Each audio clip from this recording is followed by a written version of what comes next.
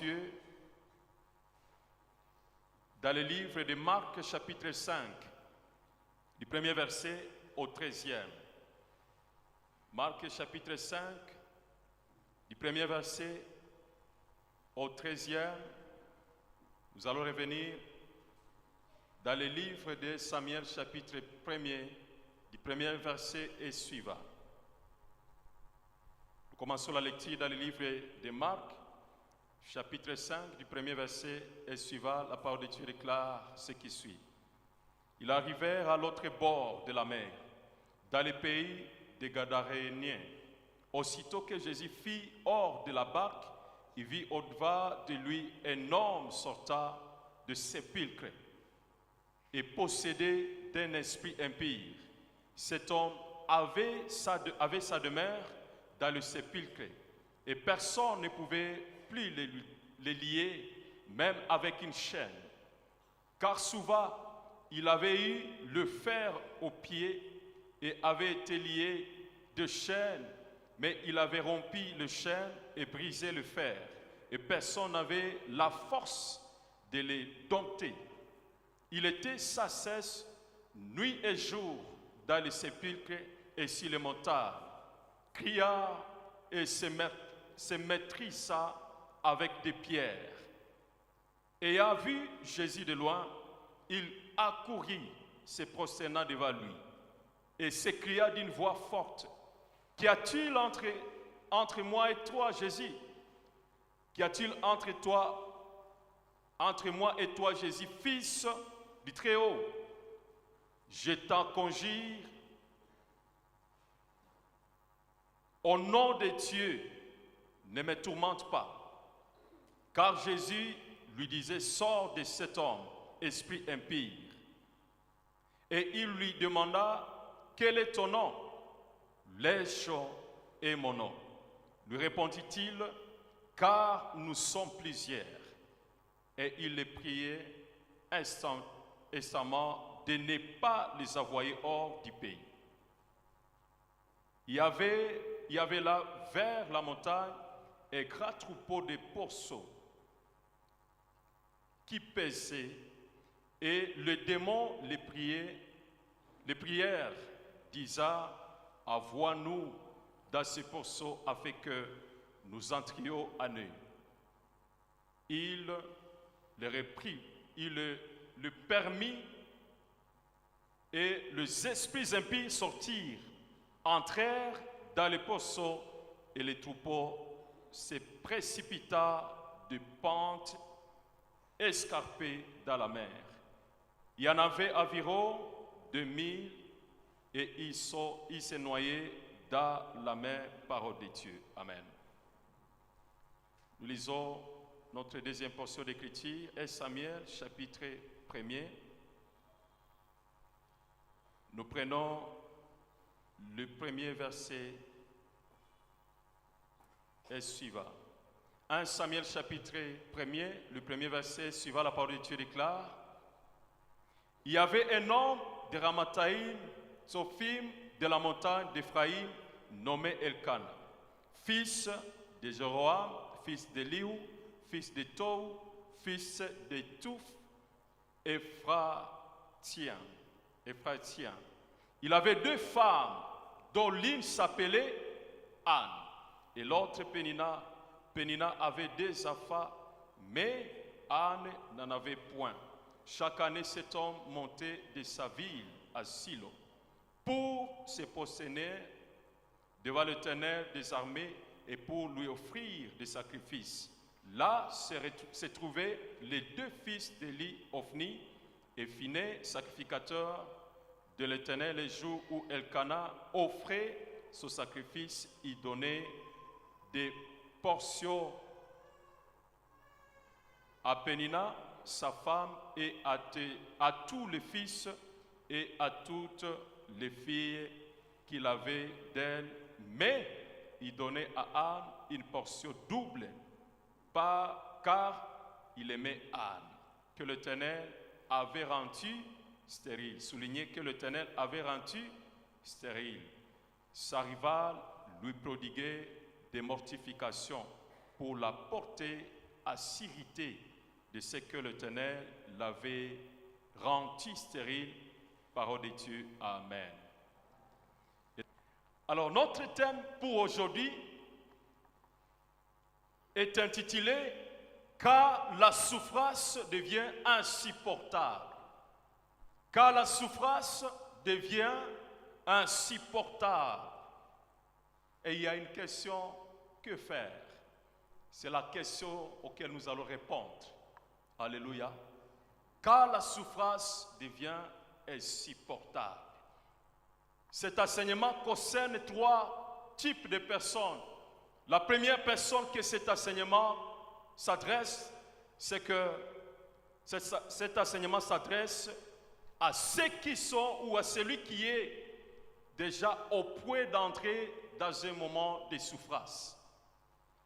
Quelqu'un qui approche, tu n'es pas encore entré dans la souffrance, mais toi-même tu sais qu'il y a une souffrance qui s'annonce. Cet enseignement vient comme un vaccin pour guérir ton cœur et préparer ton cœur à la souffrance qui pourra peut-être venir. Je ne suis pas venu prophétiser qu'il y a une souffrance à ta porte, mais je suis venu dire que l'année 2026, ce n'est pas que toute l'année sera rose. Il y a sûrement la tempête que nous allons rencontrer. Mais je voudrais nous donner le vaccin dans ce sens-là de préparer nos cœurs à pouvoir affronter et rester inébranlables. La deuxième catégorie de personnes auxquelles je m'adresse, c'est à ces personnes qui sont déjà dans un moment de souffrance. Tu traverses déjà la souffrance et tu as plusieurs questions. Tu as besoin du secours de Dieu. Cet enseignement, c'est aussi une thérapie pour toi. La troisième catégorie, cet enseignement s'adresse à ceux qui viennent de sortir fraîchement de moments de souffrance. Alléluia. Est-ce qu'il y a quelqu'un qui est exempté de ces 3 catégories? Je crois que nous tous, d'une manière ou d'une autre, nous nous retrouvons concernés par cet enseignement. Voici, bien-aimé, le texte de Samuel que nous avons encore évoqué hier, où nous rencontrons la vie d'une dame, une maman de prière qu'on appelle Anne. Je nous ai dit que Anne signifie grâce, une faveur imméritée. Et moi, j'aime définir la grâce comme étant une personne. Et son nom, c'est Jésus-Christ. Alléluia. La grâce n'est pas un discours des hommes. La grâce n'est pas théorique, n'est pas une théorie. Tu peux il est possible de lire des livres sur la grâce, mais ne pas rencontrer la grâce. La grâce n'est pas effet, mais la grâce, c'est Jésus-Christ lui-même. Alléluia. Celui qui a rencontré Jésus-Christ, il a rencontré la grâce. Parce que tout ce dont nous cherchons dans la présence de Dieu, cela est déjà déposé en Jésus-Christ. Tous nos besoins sont déjà conditionnés dans le grand dépôt qu'on appelle Jésus-Christ. Voilà pourquoi il marchait dans les avenues de Jérusalem comme état ce dépôt-là empli là.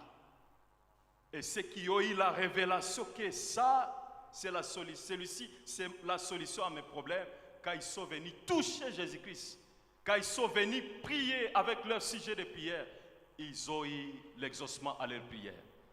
Alléluia. Ne cherchez pas la solution à ton problème loin de Jésus-Christ. L'adresse que je te propose pour tes problèmes, c'est Jésus-Christ lui-même. Moi, je n'ai pas de solution à tes problèmes. Mais il n'y a que Jésus-Christ qui est la solution à tes problèmes. Alléluia. Mais ne minimise pas les hommes de Dieu à la recherche de ta solution. À la recherche de ta solution. Parce que nos yeux doivent être focalisés en Jésus-Christ et lui, il passe par les hommes pour nous atteindre. Ce sont des envoyés, des anges pour exaucer nos prières. Alors maman Anne qui vivait avec Pénina à ses côtés, et nous avons dit, Dieu dans sa souveraineté, il peut placer des hommes à nos côtés. Et ces hommes-là, la parole de Dieu déclare, Anne, il recevait les insultes de la part de Pénina. Pénina qui signifie perle ou bijou. Et je prie pour les hommes qui sont ici, que Dieu guérisse nos yeux par rapport à ce qui est attrayant, par rapport à ce qui est rayonnant. Alléluia. À cause de la souffrance, ne cherchez pas la solution dans ce qui est rayonnant. Alléluia. Alors Pénina qui mortifiait Anne, et Anne a encaissé toute cette souffrance-là pendant plusieurs années. Et il est arrivé que cette souffrance est devenue atroce, et Anne, il a décidé de monter au temple pour vaquer à la prière. Ce n'était pas un programme de l'église ce jour-là, mais c'était poussé par l'Esprit. Alléluia. La première des choses que j'aimerais placer ici, quand la souffrance devient insupportable pour Anne, c'est que j'apprends de sa vie. La première des choses est qu'elle a été fatiguée de vivre sans enfant. Quand vous revenez dans ce passage, vous allez réaliser que Elkan donnait à Anne le double qu'il donnait à Pénina. Et pourtant, il n'avait pas d'enfant. Et la réponse est dans le texte, c'est parce qu'Elkan aimait Anne. Alléluia. Je prie que Dieu nous donne des gens qui peuvent nous aider même dans nos moments de souffrance. Je m'adresse aux couples qui sont ici. Tu n'as pas d'enfant. Vous savez, la stérilité n'est pas toujours comme biologique ou sanitaire. Il y a d'autres stérilités que nous avons. La stérilité peut être aussi spirituelle. La stérilité peut être économique. Tu essaies d'entreprendre ceci, ça ne marche pas. C'est comme Jéricho qui est barricadé seulement pour Israël. D'autres peuvent venir et entrer à Jéricho. Mais toi, quand tu viens, tu rencontres les portes sont barricadées. Je prie que le Dieu qui a rencontré Anne te rencontre, te visite. Alléluia. Mais que le ciel te donne aussi des personnes qui peuvent te soutenir dans tes moments de faiblesse. Alléluia. Vous savez, dans la vie, on n'aura pas que des gens qui vont nous mortifier, qui vont nous injurier. Il y aura aussi des gens qui vont à nos côtés, que Dieu a déjà placés pour nous encourager. Voilà pourquoi Elkan va dire, ne suis-je pas mieux ou important plus que 10 enfants? C'est Marie qui savait parler. Il avait déjà suivi les cours de l'accompagnement. Ne suis-je pas mieux que 10 enfants? Mais en dépit de ces choses, Anne a dit, je respecte ta présence dans ma vie, mais j'ai besoin des enfants. Bien-aimé, la solution commence quand tu te fatigues de ton problème. Le rôle du diable, c'est de nous faire convaincre que non, il est une atoche. Ce qui te manque, ce que tu manques, se retrouve dans la présence de Dieu. C'est à toi d'aller chercher Dieu. Alléluia. La deuxième des choses que j'apprends de la vie de maman Anne, c'est que c'est possible d'être appelé Anne, mais manquer la grâce de Dieu. Ah, qu'est-ce que je dis? C'est possible d'être appelé grâce, mais quand on cherche cette grâce-là dans la praxis de ta vie, on réalise qu'il y a un désert. On réalise un paradoxe. Tu t'appelles grâce, mais où sont les enfants? Parce que le psaume numéro 127, la parole de Dieu déclare quoi? Car les fils sont un héritage pour de la part du Père. Mais où est la grâce, maman Anne? Je viens nous réconforter, nous exhorter que il y a Dieu qui a le dernier mot sur nos vies. Amen. Qu'importe l'état que la souffrance prend, même si la souffrance devient insupportable, le Dieu de la grâce, il finit par nous faire grâce. Il dit, je fais grâce à qui je fais grâce. N'abandonnons pas, même si la souffrance devient insupportable. Alléluia. Laisse les gens parler, laisse les gens dire ce qu'ils veulent. On ne peut pas empêcher les gens de ne pas dire, de ne pas trouver à dire sur nos vies. Mais il y a celui qui a le dernier mot sur nos vies. Alléluia. Elle a été fatiguée de son problème. Elle s'appelle grâce, mais on dirait la grâce n'est pas là. Par les yeux physiques, mais spirituellement, il y a un état où elle s'est levée. Et elle a consacré un jeûne de prière. Elle dit, je dois me lever, aller chercher le Seigneur. Alléluia. Bien-aimé, quand on cherche Dieu dans la prière, on finit par rencontrer, retrouver ce Dieu-là. Alléluia. Nous sommes déjà à notre deuxième semaine et il y a la fatigue qui s'installe. Je nous demande de ne pas quitter la présence de Dieu sans l'exaucement. Alléluia. Vous savez, celui qui a fabriqué les lits, il a été fatigué de dormir par terre. Il dit non, je suis fatigué de dormir par terre. Je dois fabriquer quelque chose là, un truc là, pour me permettre une nuit paisible. Celui qui a fabriqué le vélo, il a été fatigué de marcher à pied. Il dit non, j'en ai marre de marcher à pied. Et celui qui a fabriqué la moto, il s'est dit non, je dois gagner du temps. Et celui qui a fabriqué la voiture, il s'est dit non, les intempéries, soleil et tout, je dois fabriquer quelque chose, même sous la pluie, que j'arrive là où je vais. Qu'est-ce que tu veux dire, pasteur? Je veux dire, si tu ne te fatigues pas de ton problème, tu ne chercheras pas la solution. La solution commence par cette attitude-là où on en a marre. Et on se dit, trop c'est trop, il faut que ça change. Alléluia.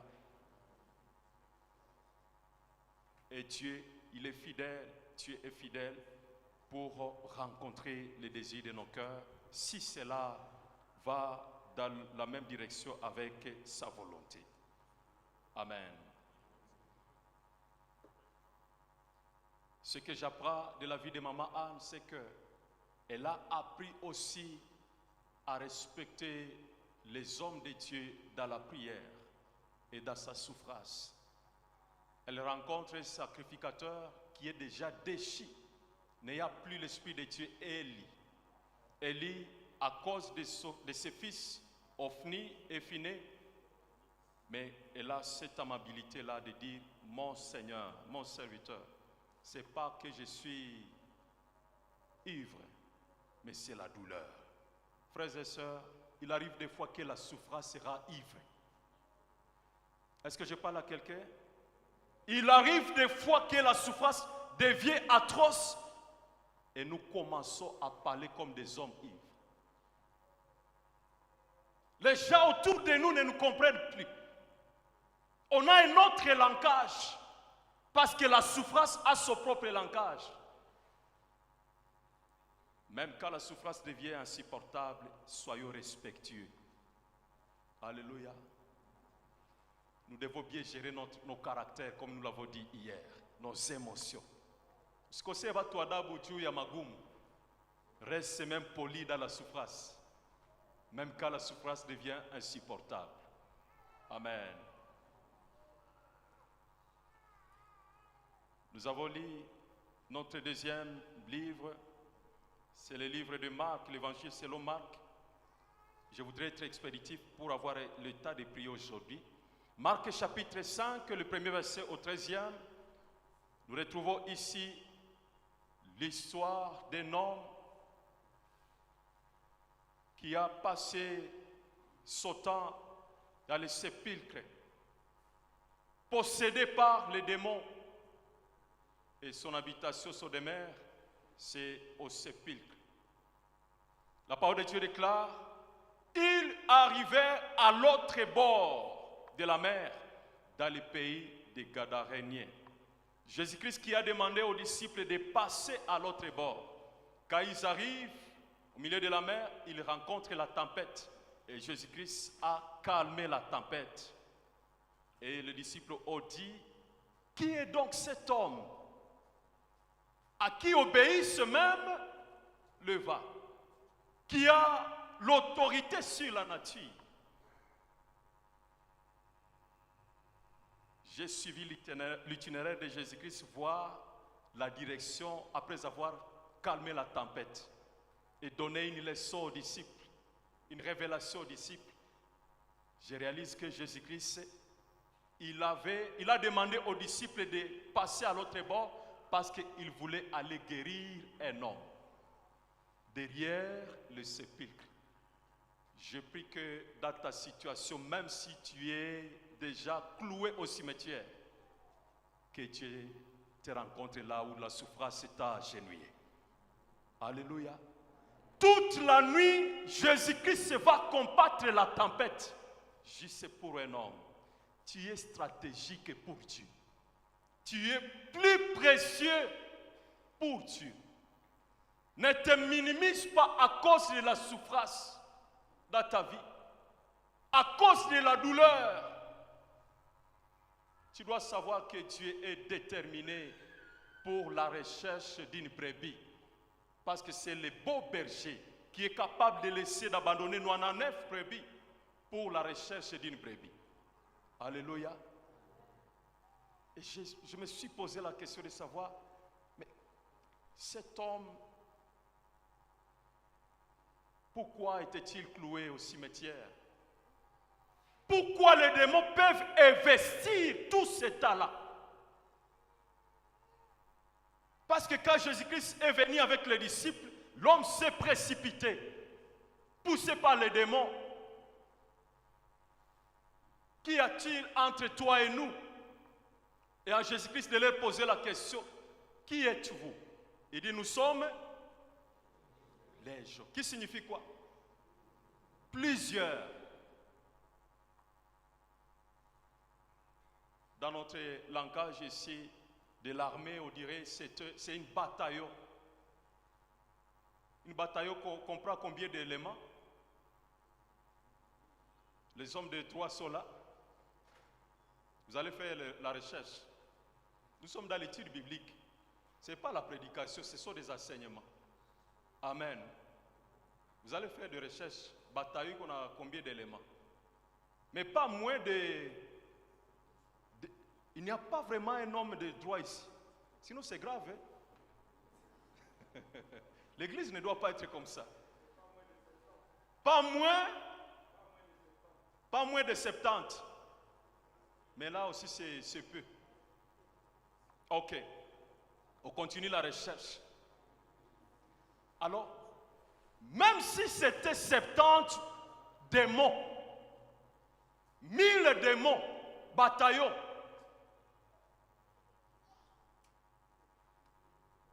qu'est-ce qu'ils ont à gagner pour investir toutes ces années et ils viennent se condamner à assujettir un homme? C'est que cet homme-là est stratégique. Alléluia. Ils ont pris leur temps. Vous savez, le diable, il est déterminé, il ne se lasse pas, il ne se fatigue pas. Le diable est capable de vous bousiller toute votre vie pour que les objectifs de Dieu ne soient pas atteints au travers de votre vie. Voilà pourquoi il faut résister au diable et il fuira loin de nous. Alléluia. les fous des Gadaréniens, comme on l'appelle, toutes ces années au cimetière. Et les démons ont déjà siégé. Ils essayent de se couper, de couper les chaînes, et personne n'était capable de les dompter. Mais Jésus-Christ, il est intéressé d'aller délivrer cette vie-là. Ce qui m'intéresse ici, c'est de réaliser que les démons, après ce débat avec Christ, ils vont formuler un sujet de prière. Il dit, permettez que nous puissions entrer dans ce pourceau. Ne permet pas que nous allions en dehors du pays. Qu'est-ce que vous avez à voir dans ce pays-là?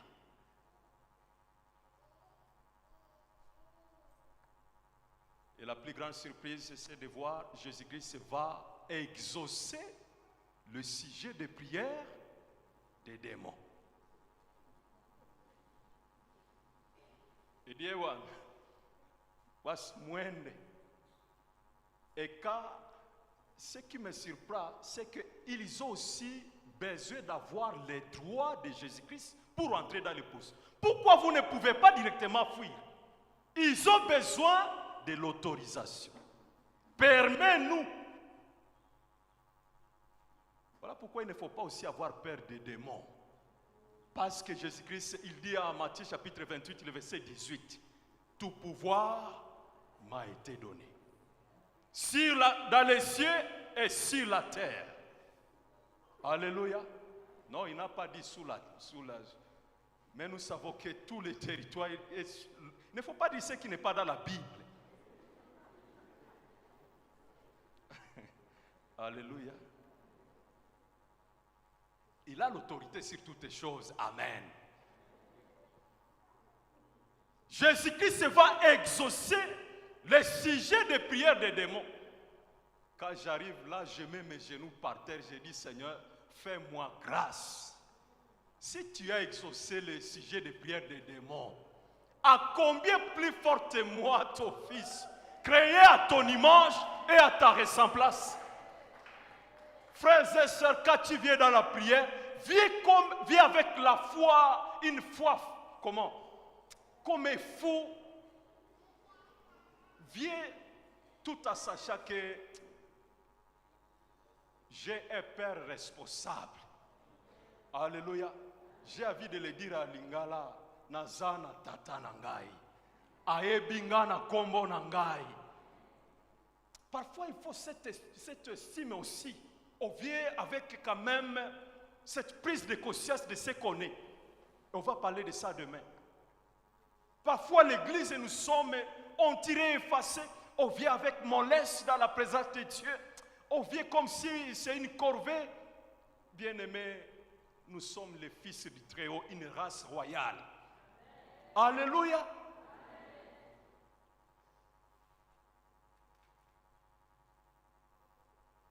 Dieu est déterminé pour exaucer les vœux de nos cœurs. Mais rassurons-nous que l'autel de Dieu est déjà battu. Alléluia.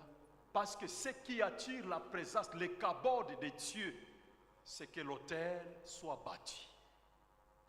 Ne te précipite pas à faire des sujets de prière sans avoir bâti l'autel de Dieu. Parce que quand Dieu descend, il rencontre son autel.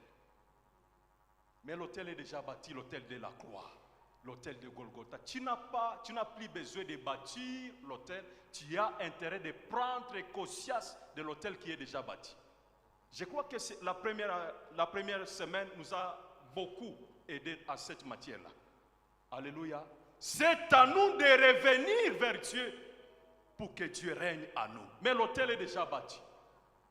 Et quand on nous demande de bâtir l'autel de Dieu dans nos familles, dans nos entreprises, dans nos vies, c'est que prenons conscience, valorisons la présence de Dieu dans tout ce que nous sommes et dans tout ce que nous faisons. Alléluia. Tusikute mtu ashaenda fanya uchawi kwake juu alisema tubatire mahoteli. Tutasema vile hatuvijui. L'hôtel est déjà bâti à Golgotha. Alléluia. les démons ont été exaucés. Et je m'imagine quand les bergers qui étaient justement à côté, quand ils ont écouté l'ordre, ils disaient allez. Ils ont dit quoi? Et ils ont vu la réaction. Le poisson s'est jeté dans la mer. Écoutez, frères et sœurs, toute une bataillon n'a pas été capable de conduire ces fous des Gadaréniens dans la même mer qui était là. Une bataillon n'a pas été capable de conduire les fous dans la mer qui était là. Mais quand ils ont eu l'ordre, ils ont précipité les poissons dans la mer. Même si la souffrance devient atroce, que mon Dieu te donne le courage de tenir ferme, même dans la souffrance. Je ne sais pas s'il y a quelqu'un qui me comprend. Je viens déclarer que cette souffrance ne te tuera pas. Est-ce que mnajua que mapepo mbili inafanyishaka mtu unakuwa kichaa? Unakuwa mwenda mazimu juu ya mapepo mbili. Des démons peuvent détruire toute une destinée. Mais une lèche, c'est que cet homme a une grande destinée. Je déclare que rien ne détruise ta destinée. Alléluia. Toi, tu es sous la protection de Dieu, même dans la souffrance. Alléluia. La même maladie qui a toujours tué d'autres, toi, tu es à vie. Quand tu arrives ici, papa, il faut sauter. Il faut célébrer Dieu. Usiangalie mwenye pembeni yako. On n'a pas la même histoire. Non, moi, quand j'ai pris, il ne faut pas me regarder. Oh, pasteur, na unaweza omba ewan. Wewe unajua kwa mimi natokea. Niache nilale chini, aone atakol paso. Ewana, niache niombe. Tutaomba mpaka mbingu zifunguke. Alléluia. Kama hautaki omba, mimi niache salama. Je ne sais pas ton histoire. Moi, je suis de la race de ceux qui n'ont que Dieu. Si Dieu ne me fait pas grâce, c'est fini. Vingine tukwe tunachiana espace. Tusumbuane kuvingine, mais wakati ya kuomba, chacun son couloir. Alléluia. Tusikwe tunasumbuana mubitu sawa vile. Ça c'est spirituel. Ça dépend de la révélation et de l'histoire qu'on a. On n'a pas les mêmes larmes. Machozi yote haifananani. Alléluia. Mais là, je ne vais pas fonctionner sous émotion. Je dois savoir gérer mes émotions. Alléluia. Les démons n'ont pas été capables d'amener, de faire chavirer, de faire noyer ses frères. Et ce que j'aime, c'est que Dieu avait un plan merveilleux, comme le dit à Jérémie 29. Voici le projet que j'ai pour vous. C'est un projet de quoi? De bonheur et non de malheur. Qu'importe la souffrance qui te hante, il y a Dieu qui a un projet de bonheur pour ta vie. Alléluia. Et quand le frère a été délivré, il a repris Cosias. Et il a formulé un sujet de prière en disant: permets que je puisse t'accompagner pour proclamer l'évangile. Jésus-Christ lui a dit quoi? Rentre dans ton pays, dans ta famille, et va leur annoncer l'évangile. Et c'est fou ici, il a évangélisé combien de villes? Le Décapole. C'est lui qui a proclamé l'évangile, qui signifie 10 villes.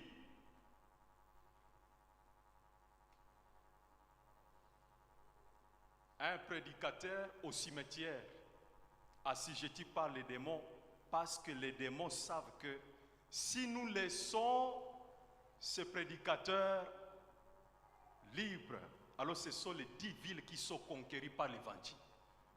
Voilà pourquoi ils ont investi tout leur temps pour assujettir, pour dominer et ruiner la vie de ces prédicateurs. Mais la bonne nouvelle, c'est que tu ne mourras pas. Alléluia. Vous savez, parfois, nos ennemis nous connaissent mieux que nous-mêmes. Le diable est formé. Il a des informations sur notre destinée. Mais ce que j'aime est qu'il n'a pas de pouvoir sur notre destinée. Il connaissait que ce type, ces prédicateurs, si je les laisse aller comme ça, c'est 10 villes. Et il faut voir les 10 villes, il y avait combien d'habitants. Ils ont investi tout leur temps. Parfois, quand on a une grande destinée, on a de grandes batailles. Mais nous sommes de la race des héros et des héroïnes. On ne meurt jamais dans le combat. Nous combattons dans la victoire. Ce n'est pas pour la victoire. Même si la vie nous amène au cimetière, on va ressusciter. Alléluia. Voici, oui, j'aurais besoin du synthé, du claviériste. Voici quelque chose que nous devons retenir. La première des choses, après ce texte, est que dans toutes les situations, Dieu reste Emmanuel. Aide-moi à dire cela à celui qui est à tes côtés, à ta gauche, à ta droite. Dites à lui, dans toutes les situations, Emmanuel Azakaka. La deuxième des choses, certaines tempêtes sont évitables et certaines tempêtes sont inévitables. Il y a d'autres problèmes, tu peux te contenir. Tu peux dire, je ne vais pas chercher des problèmes au champ. Mais les problèmes vont te rencontrer là où tu es caché. Il y a d'autres problèmes qui sont évitables. Et même d'autres problèmes qui sont inévitables. Tu peux être humble de cœur, non pas humble d'apparence. Il y a des humbles aussi d'apparence. Et il y a des humbles de cœur. Je prie que Dieu brise ton cœur. Alléluia. Parce que celui qui cherche à paraître sans être, il finit par disparaître. Il y a d'autres combats qui sont inévitables. Unakuya omba, unafungua magumi na kukuta na kumulango. Unashangaa. Mais dans toutes ces choses, Dieu reste Emmanuel. Vous garderez Silas et je combattrai pour vous. Exode 14 et 14. Alléluia. Troisième des choses, il y a des tempêtes ou des souffrances individuelles et il y en a des souffrances collectives. Voilà pourquoi, quand tu traverses une souffrance individuelle, tu dois te rassurer que tu n'es pas seul dans cette souffrance. Et quand nous traversons des souffrances collectives, nous devons nous rassurer que Dieu est avec nous. Même quand il n'y a plus rien à faire, il y a encore à faire. Quand la souffrance devient insupportable, il y a encore à faire. Alléluia. Parce que la souffrance vient nous rappeler nos faiblesses. Que non, je ne peux plus rien. Non, même quand il n'y a plus rien à faire, il y a encore à faire. Et je vais vous dire ce qu'il faut faire quand la souffrance devient insupportable. En réalité, toutes les promesses de Dieu ne sont pas à hériter, mais il y a d'autres promesses qui sont à conquérir. Quand Dieu te promet Canaan, ça veut dire que tu dois conquérir Canaan. Ce n'est pas une promesse à hériter, parce que Dieu n'a pas besoin des héritiers. Mais parfois, il a besoin des successeurs. Il y a la différence entre héritier et successeur. Et héritier, c'est celui-là qui consomme ce qui lui est légué. Mais un successeur, c'est quelqu'un qui multiplie ce qu'on lui a laissé. Et on a besoin des successeurs. Toutes les promesses ne sont pas à hériter. Toutes les promesses ne sont pas héritées. Il y a d'autres qui sont à conquérir. Alléluia. Il y a d'autres guérisons qu'il faut aller conquérir dans des hôpitaux. Et il y a d'autres guérisons qu'il faut aller conquérir dans la chambre haute, à prière. Amen. Il faut aussi l'équilibre. Hein?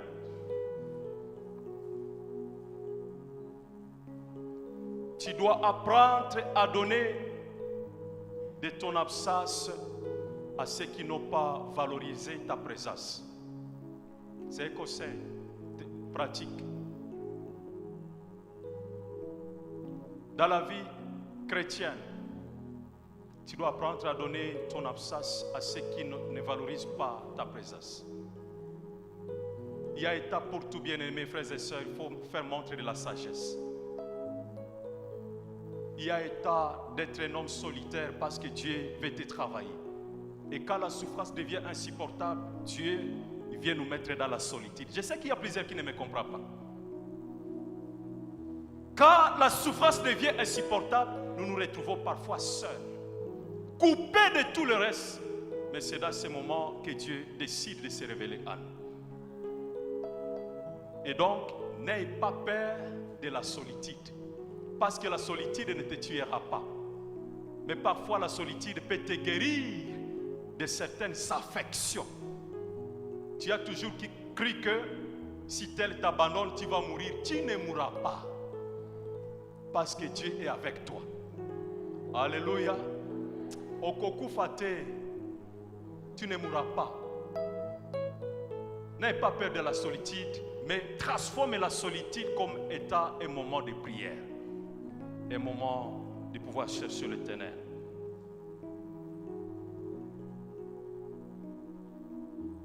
N'attends pas d'être compris par tout le monde, parce que tout le monde n'est pas obligé de te comprendre. Mais il y a Dieu qui nous comprend. Même quand la souffrance devient insupportable, nous devenons comme ivres.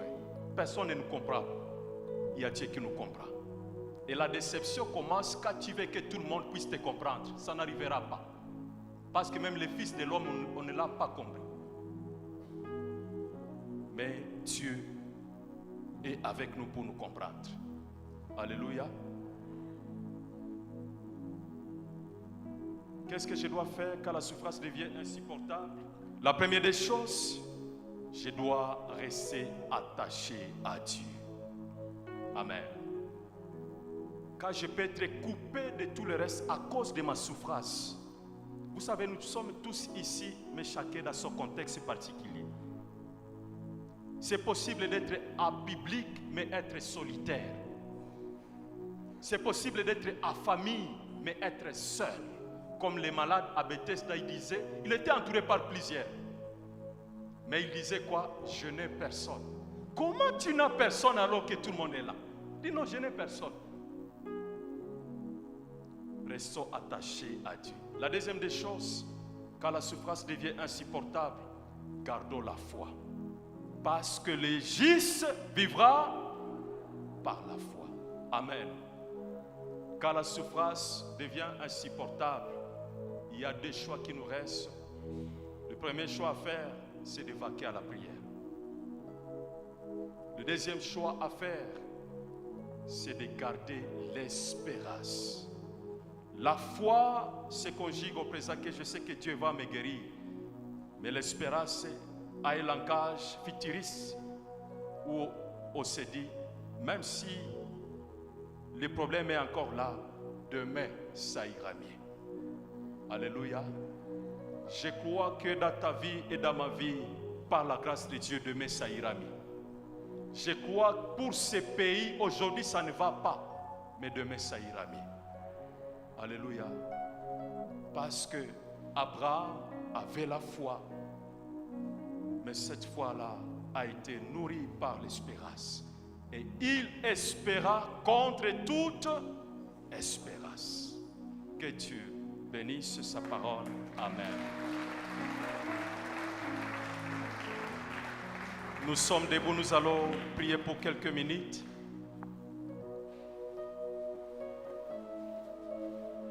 Pendant que je préparais ce message, le Seigneur m'a mis à cœur de pouvoir prier avec quelqu'un qui est déjà fatigué.